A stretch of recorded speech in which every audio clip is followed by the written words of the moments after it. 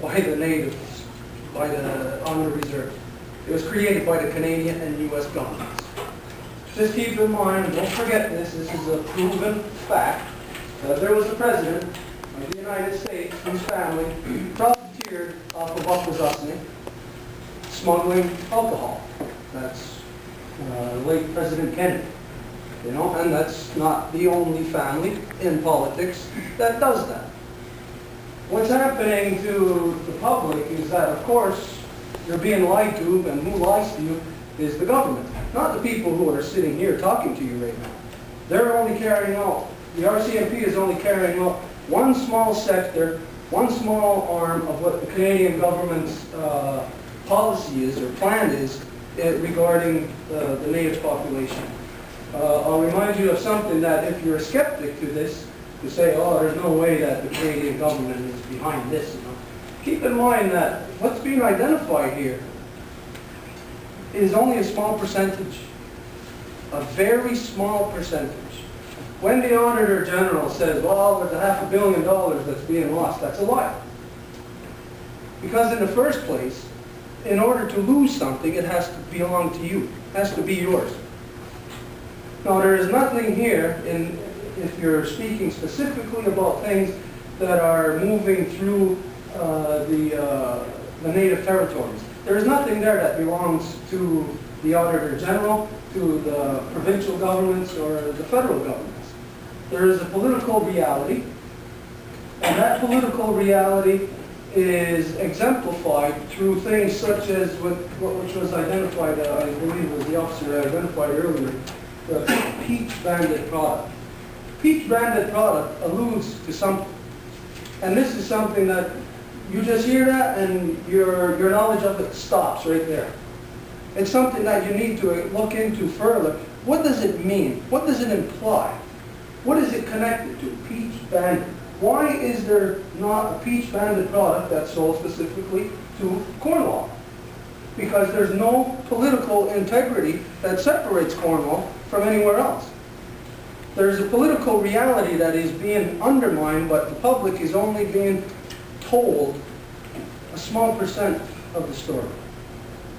And one of the things that I'll use to exemplify this to you is that about 100 years, 150 years ago, there was this thing in the United States and Canada. It's just referred to as something different. It was referred to as the Great Land Rush.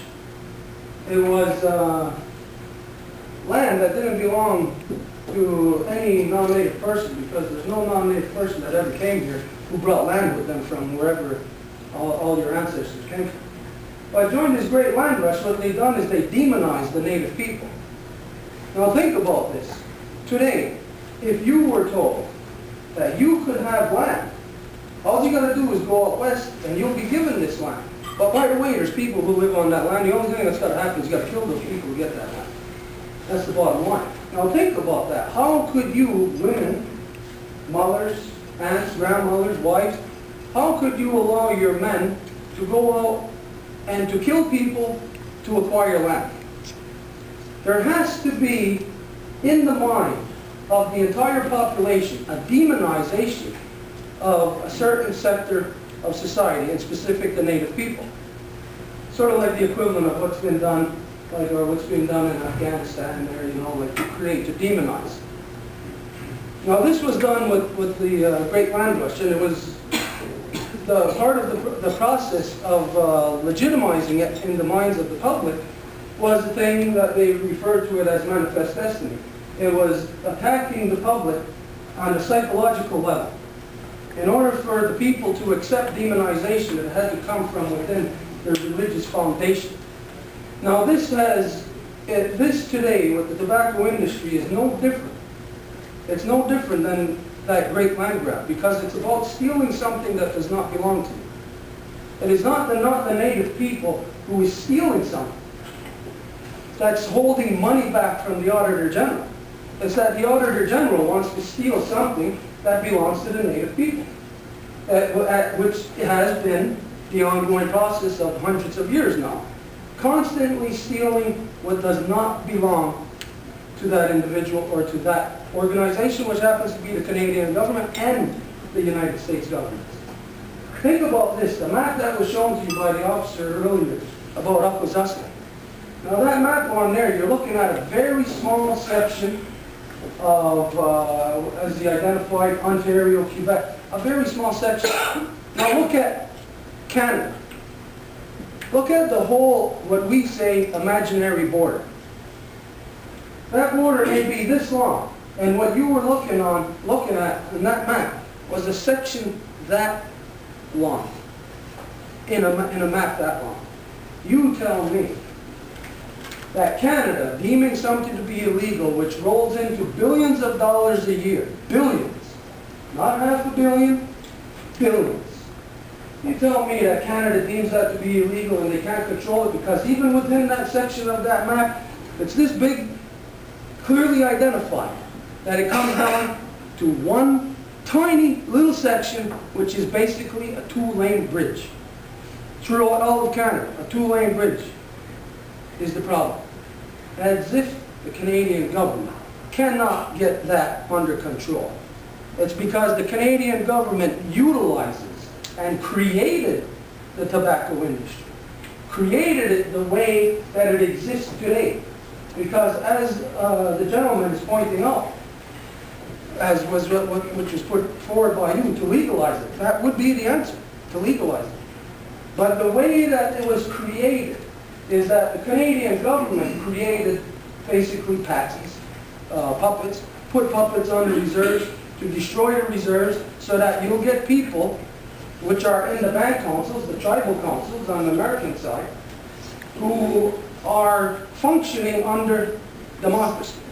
Now under democracy, which is the most corrupt system ever devised by man, that system automatically means that the people within those band councils are corrupt also.